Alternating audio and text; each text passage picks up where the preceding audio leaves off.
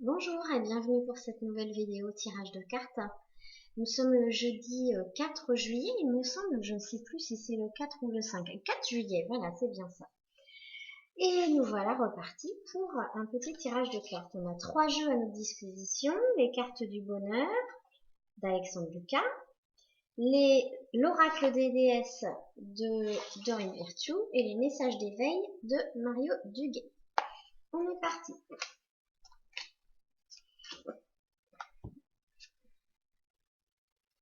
Oui, oui, j'ose agir dans ma vie professionnelle. Oui, j'ose demander une qualification supérieure dans mon entreprise pour mieux exprimer mes capacités créatives. Et oui, chaque nuit m'apporte un sommeil profond et réparateur. On en a bien besoin en ce moment.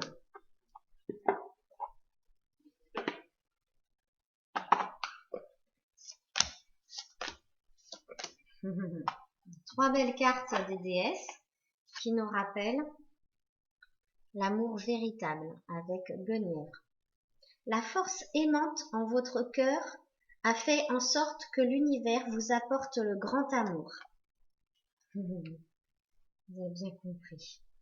Allez, je vais quand même vous lire le message supplémentaire.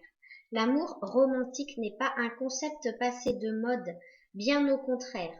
L'amour romantique est le précepte honoré de tout temps qui veut que l'on s'associe au divin tel qu'il se manifeste au sein d'un autre être humain. L'amour romantique, c'est aussi l'état de celui qui est enjoué, un état qui annonce le printemps, les fleurs et la vie nouvelle.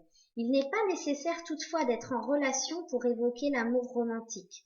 Vous pouvez le manifester pour vous-même à travers le rire, en vous environnant de beauté et en vous permettant un peu de luxe. L'amour romantique est la force de vie qui anime l'univers. Il constitue assurément un but que nous devons poursuivre. Cette carte vous dit aussi, pourquoi pas, que vous pourriez trouver... Non, oh là, excusez-moi. Vous avez trouvé l'âme sœur ou la trouverez très bientôt. Voilà. Vous éprouvez à nouveau la passion dans une relation déjà existante. Vous êtes une personne très romantique. On ne répond pas à vos besoins en matière d'amour romantique et vous devez de prendre des mesures pour y remédier. Ah, voilà, donc faites bien attention à ça. La carte suivante, c'est Aerakura, épanouissement. Vous venez tout juste de commencer votre chemin, alors soyez patient, patiente envers vous-même et le cheminement que vous avez entrepris et n'abandonnez pas. Beaucoup de travail en ce moment. Alors, Aerakura, à bien des égards, vous êtes tel un bouton de fleur prêt à éclore et à s'épanouir. Ne tentez pas de précipiter les choses, car le processus dans lequel vous êtes fait partie du magnifique chemin que vous empruntez. Appréciez le fait d'apprendre de nouvelles choses et d'acquérir de nouvelles habiletés. Prenez votre temps pour rassembler de nouvelles idées.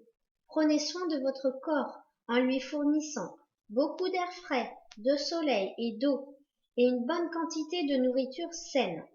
Vous recevrez bien assez tôt le signal indéniable qu'il est temps de mettre vos apprentissages en action.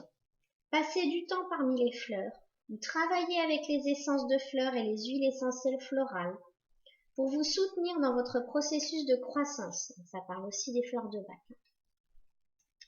Ralentissez, soyez patient, adonnez-vous au jardinage et servez-vous de produits d'aromathérapie et ou d'huile essentielle de fleurs. Gardez la foi. C'est Athéna, la dernière déesse, qui nous parle aujourd'hui.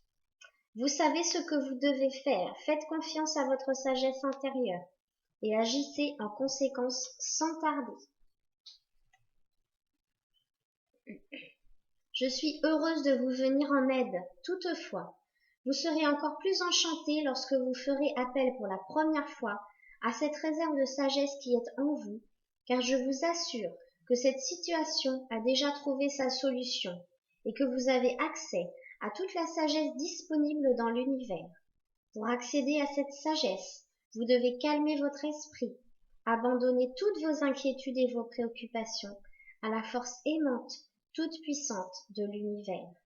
Fermez les yeux et prenez note des pensées, des sensations qui s'infiltrent dans votre conscience. Si vous le voulez, vous pouvez me demander de vous donner un signe vous indiquant que vous avez bien entendu votre sagesse intérieure. Mais ayez la foi. Je m'assure que vous avez entendu et que ces conseils vous apportent à vous et aux autres êtres qui vous sont chers de très bonnes nouvelles.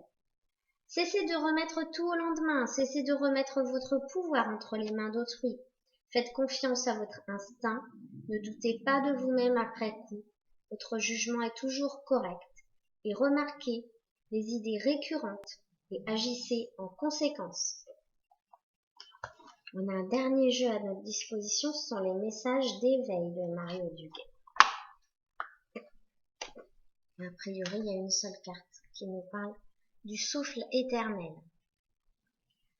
Tout ce que le souffle vital m'a enseigné, je le mets en œuvre afin de créer éternellement la lumière autour de moi.